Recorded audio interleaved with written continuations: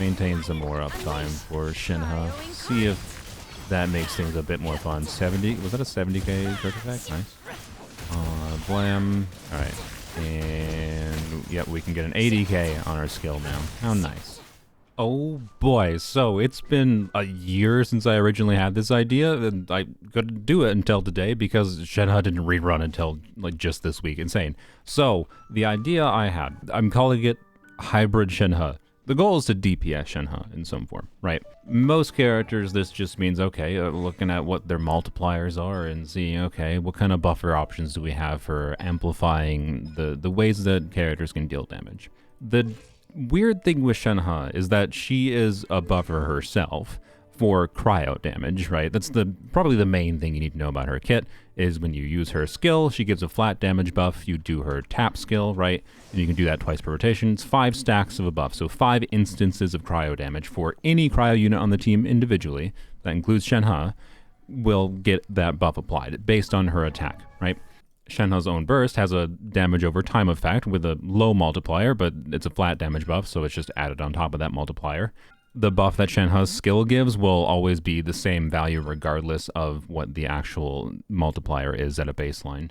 Point being, Shenhe buffs herself. That's the important thing.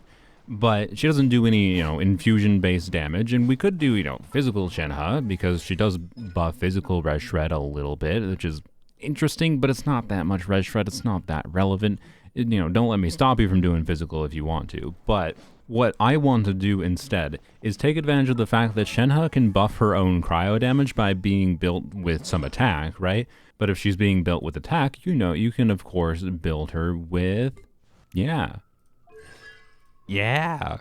Basically, the idea is to try to build Shenhe in a way where she can get good cryo damage and get good pyro damage from a infusion from Bennett. Most likely we'll be doing, charge attacks, but the idea is basically to use C6 Bennett's pyro to essentially either we will get, say, melts on a charge attack for her pyro application, or we will apply extra pyro to make her cryo hits, like her burst trigger melt. So no matter what, we should be triggering a beneficial reaction with Shenhe. And if we're doing multiple elements of damage, right, we're not going to build for a cryo or pyro goblet, and she buffs based on attack anyways for her cryo damage, so, build her for attack.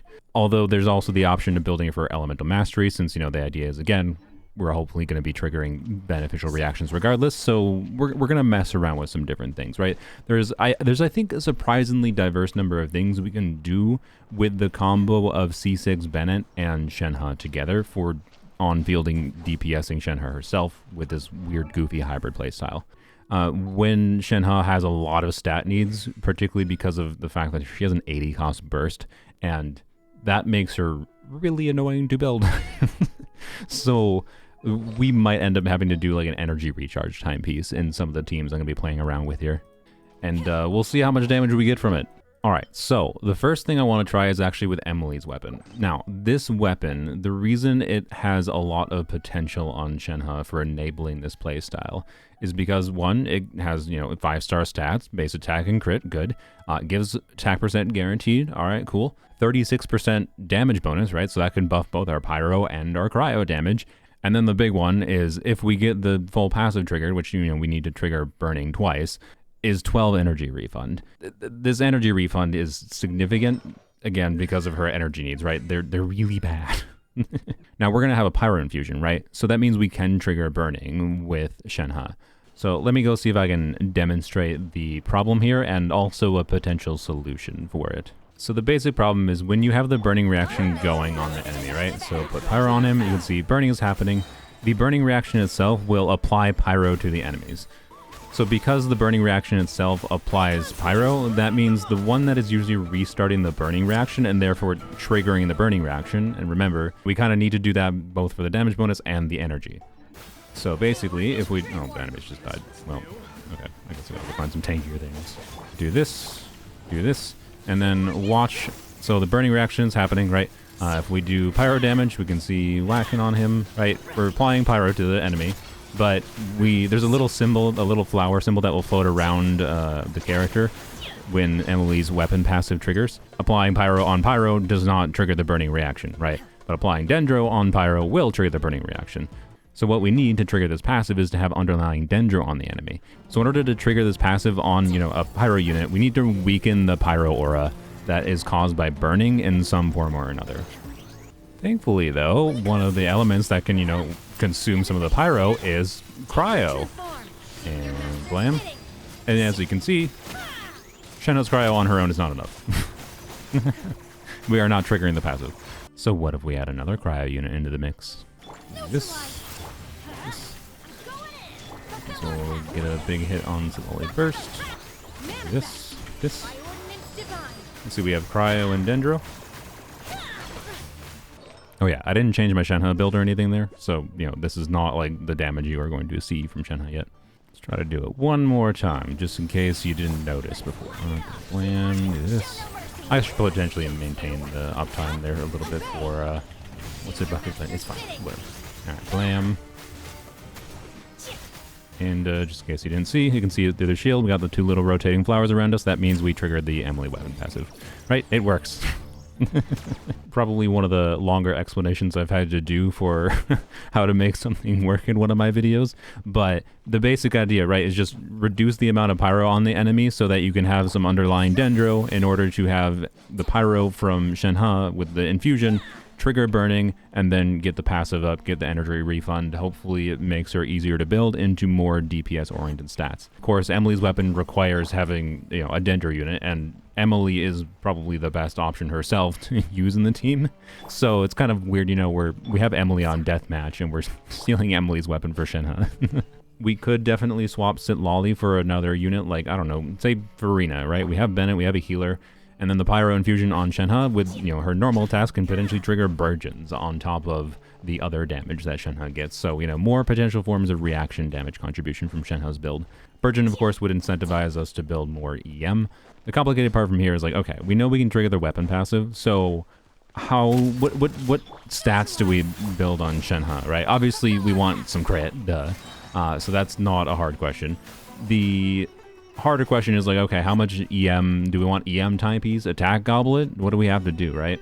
Now I have this really good Wanderer's Troop attack goblet. So what I'm going to try here, initially at least, is we have 2 options. I have this ER timepiece if I need the energy, because she still has a high enough energy cost that even with energy refunding and double cryo, I'm not confident I can do a 2-piece build that has enough energy recharge in some stats.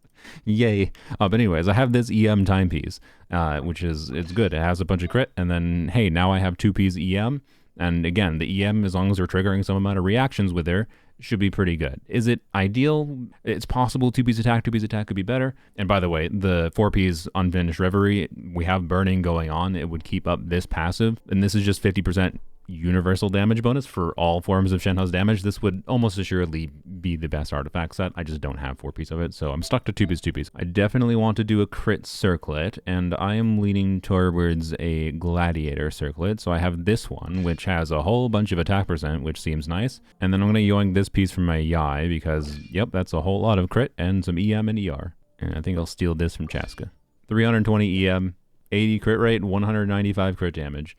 Worth mentioning, my Sitlali is C1, and we're using 4-piece scroll, of course, so the ideal is, get more damage bonus, blah, blah, blah. This constellation will change like the number we see on screen potentially meaningfully. It's also worth noting that Shenhe is going to buff Sitlali herself, so I do have Sitlali on, a build that can potentially crit, and hopefully this is enough ER, being that, we're doing double cryo. Hopefully her energy needs are lower. 80% confident this is just not going to be enough energy for Shenhe here, but I don't know, let's see. Alright, and blam. We do want to do 2 skills per rotation. Nice 40k hit. Alright, we're getting, I think, 25k. Actually, it's possible. I don't know if the 11ks or 12ks are. Oh, I forgot to use a skill again. 53k, nice. And yeah, not quite enough energy back, right? So you can see, right, the damage potential is there, though. Like, the idea works. That's what's so fantastic about it. Let's see how different the damage is with the ER timepiece instead. Blam. Let's try to Emilie burst this time. Could Emilie burst and Bennett buff and get more damage from Emilie burst too, but I want to save some uptime for Shenhe, of course. Blam. And blam. Alright. Don't forget to do our second skill. And we nice 75k. Okay, seems. I think our damage is perfectly fine. In multi-target scenarios, I very much suspect this team will struggle a little bit more for consistent damage output. I find this team very mechanically satisfying. Flap, do that. This. All right. See what happens in an AoE scenario here. Blam. We cannot see anything. Nice 30k hits. And yep, yeah, we can see we're getting a bit less damage. And blam. Nice. I love that you can see competent pyro damage and competent cryo damage. It's so fun. But yeah, obviously in AoE situations here, this is like the worst case of worst case scenarios for AoE situations, to be clear. But in AoE situations here, we are definitely struggling a little bit more. Because we're just hitting the limits of the value of flat buffs because it counts each individual instance of damage for its buff, right? I forgot to do like charge attacks and whatever, but oh well. I didn't have the idea to use Lolly specifically in this team a year ago, but I had the idea to use Cryo and Hydra units a year ago, and we'll move on very shortly to testing with a Hydra unit. Where's enemies though? But yeah, anyways, it works. And that's what's important. You see satisfying cryo numbers, you see satisfying pyro numbers on occasion. No matter what, you're triggering beneficial reactions. It's just really enjoyable in my opinion. Before we try a Hydra unit in the team, I want to try Fav on her real quick. This is something I've not tried at all yet. And then we can switch back to the EM timepiece, because of course the idea is, you know, the energy recharge from Fav triggering should hopefully let us have a lot lower energy recharge. But of course we can't do a crit damage circlet. So I will yoink this from Arlecchino. So we had 2170 attack, 320 EM, 75, 150, 146 ER. Let's see if this works. Do this, this. Slam. Alright. Slam.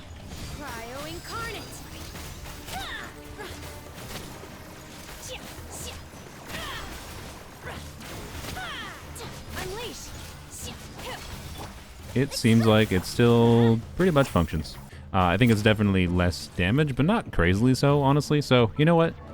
I guess maybe I was too pessimistic in the thoughts of needing the 5-star weapons. We're going to switch back to Emilie weapon, though, because it's more fun. Alright, so let's see what happens with Farina in the mix. I have a high hope. Farina, of course, is going to give a bunch of damage bonus, which should, you know, be buffing Emilie, and on top of buffing Shenhe. And then the Hydro should allow us to get some, you know, Burgeons into the mix. But ultimately, we got to see if the right balance happens here. I should probably do Farina first. That was a little tough, but, you know, whatever. Do this. Do this. Blam. Alright, blam. Alright. Did we trigger the passive? I didn't actually check. Well, how in the world did I do a Dragon Strike? Yes, we did trigger the passive, and yeah, we seem to be fine. It's notable my Shenhe is not level 90, by the way, and that would increase the Burgeon damage a bit as well. Hello, my friend. Please don't stomp on me. Yep. And do that. I don't have the Emilie burst out this time. That might actually make it a little... No, we still got her anyway. Alright, we're fine. We are fine. We got a nice freeze there. Yeah, we're getting some Burgeons. That was not anywhere near as high of a skill damage proc as we got before. Alright. Do that. I forgot to Farina. That was... Yep, my bad. Whatever. Farina is important to teams with Farina. Farina burst, that is. Alright, slam. So yeah, we're getting Burgeons, obviously, which is fun. Oh, there we go. Now hey, there we go. There we got a 48k on our skill. Yeah, this works. Yeah, this definitely works. The Farina Emilie combo obviously might be stronger because, you know, adding in a buffer and another off-field damage dealer. This is also a team variant that wouldn't notice as much if you used Nahida, most likely, instead of Farina.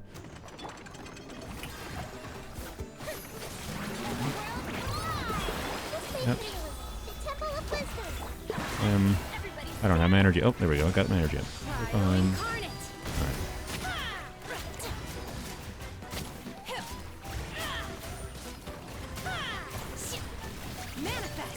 Oh, only 15k that time. It seems like, yeah, the Hydra makes it a little bit weirder for the... restart rotation. The Hydra makes it a little bit weirder for, like, lining up our application timings. For getting We're getting more consistent, you know, melts from Shenhe and the team without Hydro. Emilie doesn't really have anything to do with it, I don't think, here. Emilie versus Nahida, but see, we can still get the big numbers sometimes though. Because of because of Nahida EM buff, right? It's a bigger number this time than it is with Emilie. Yeah, Nahida definitely does a lot less personal damage in a team without Electro though, so Emilie would be a better unit still here. I'm fairly confident of that. But what I want to try is a non-dendro team without Emilie's weapon. Alright, change the circlet. We have 70% crit rate, 160% crit damage, 146 energy recharge on Fav. Lower attack, obviously, a little bit more EM, actually. Obey. Rise with the sun. Wrath from the sky. The idea is, of course, that this will hopefully be, you know, not reliant on single target AoE. We are in an AoE situation here, right? But, and of course, I saw a 46k hit. Actually, that might have been Sit Lolly, to be clear. Blam, nice 62k. It doesn't fundamentally feel that different again. So, you know what? Yeah, Fav is the one true weapon to rule them all. And Blam. Blam. And like, no matter what, we're always like getting 20k charge attacks from Shenhe, so... You know what? Yeah, I guess Fav, it's either Fav or Emilie weapon, basically. May as well just rename the video into Fav is always Shenhe's signature weapon. I think ultimately I like the teams that were more, the dendro teams more, but I also might have a dendro bias. Take that for what you will. Didn't crit there, unfortunate. Yep, 75k, not bad. And yeah. And Blam, 10k. I think it got resistance, so, you know, oh well. I'm going to switch back to the Emilie weapon build just because I still kind of think that's the most interesting one. I like that we're going for a well-rounded approach to balancing stats, right? With a, you know, some EM, ER, attack, and crit.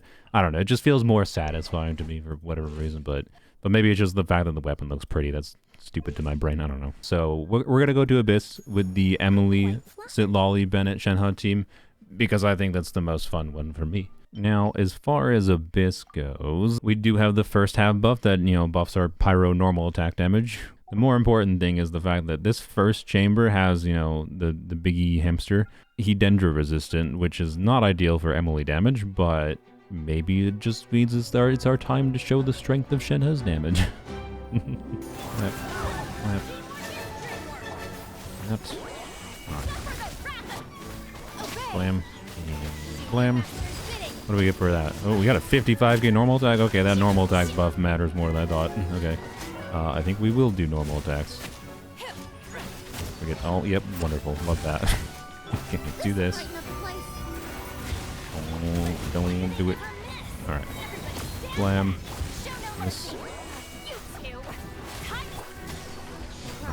That's... Yeah, I think normal attacks might just be better with this buff, maybe. Okay, I'll take it. Makes things easier to play. It's probably actually pretty similar to doing charge attacks, but well, it makes it easier to play. We are doing much more damage than I thought, I'll be honest, with this thing being dendro resistant. I should just do normal attacks. And those explode, do a ton of damage. Obviously, that's helping us a bit. Alright, and yeah, we have to alternate rotations for Emilie. Blam. How do I not have burst on you? God dang. Why? I wasn't having these kinds of energy problems when I was testing before. This just means Fav is the true weapon to use. Let's try... Oh, yeah, let's try going in the air. Let's try doing Bennett Bob after... Is it all this time? Blam. Blam. Maintain some more uptime for Shenhe. See if that makes things a bit more fun. 70... Was that a 70k perfect? Nice. Blam. Alright. And... Yep, we can get an 80k on our skill now. How nice. Oh, god dang it. Dude, I hate... What a butthole enemy. It's so annoying. Like come on. Like the fact that you can't generate particles, right? Unless you're hugging enemies for 90% of the characters in this game. So, like, it's so unsatisfying. to fight this thing when it's doing that attack. It's just a screw you, you don't get to attack this enemy move. Let's light it up. Go in. Fulfill our path. You two. Tight. Do your master's bidding. Shoot.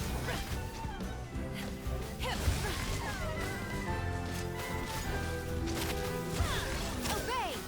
I love this game. I love this video game. Fresh and thorough. Ah. Show no mercy. Eat Laline. Eat Papa. Teamwork is dreamwork.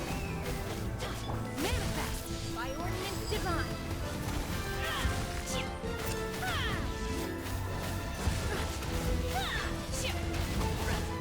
Obey. Reconstitute. Fulfill our path. You two. Tight. Going in. Adventure time.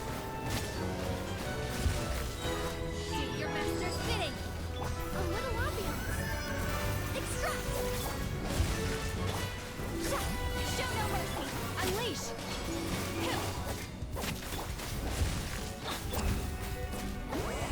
Suffer the wrath of Eve. Let's light it up. Teamwork is true. Obey.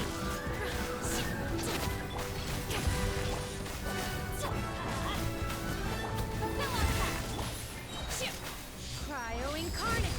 Manifest. That was probably the worst gameplay I feel like I had for some reason, but then definitely the best clear I've had against the stupid hamster. I hate that hamster. Easy peasy. It is better, I think, to freeze them. If you can freeze them in the right position. I could use my burst, but why? Why bother? Why bother using a burst? They're not worth it. Now, this chamber I think should be easier, although I also don't have energy, so I guess we'll do something like this. And then Emilie burst, AoE value go. And die, please. Don't want to use my. I'll just rely on Emilie. Yeah. Kill it, Emilie, please. There we go. Okay. Okay. Okay. Slam. You. You. Where are you? Hello. Slam. Alright. Unleash. Cryo incarnate.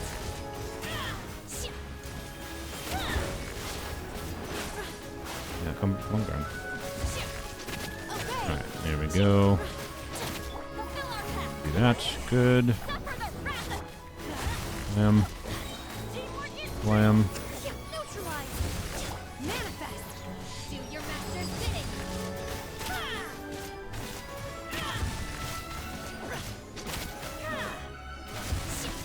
Unleash. Show no mercy. Yeah, not bad. Not bad. Not bad. A lot better than the hamster. No problem.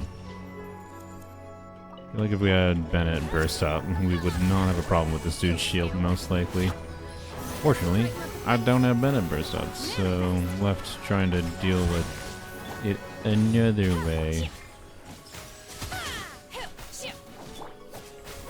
Let's light it up. Show no mercy. Obey. Extract. Get to work. Eat Laline. Eat Papa. Let's light it up. Unleash.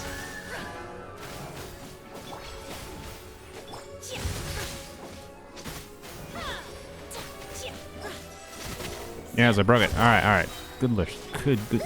I can't even speak. It took me a little bit to figure out how to break it without having the Bennett burst up, but I got it, and we should be able to kill it now. Alright. Alright, and you're dead. Good job. Alright, let's just do that. Really? Really? Ow. It's lonely. What? Can you not somehow? Whatever, it's fine. It's just sit lonely. Your sheep barely is so annoying. Alright. Hey, you're dead. You're dead. It's anticlimactic, and I feel like it took me an annoying amount of time to figure out the way out. And Papilla will be an absolute joke for this team. Where are you? Hello? Oh, hi. Oh, double hamster. How fun. I love it. It's my favorite thing to do.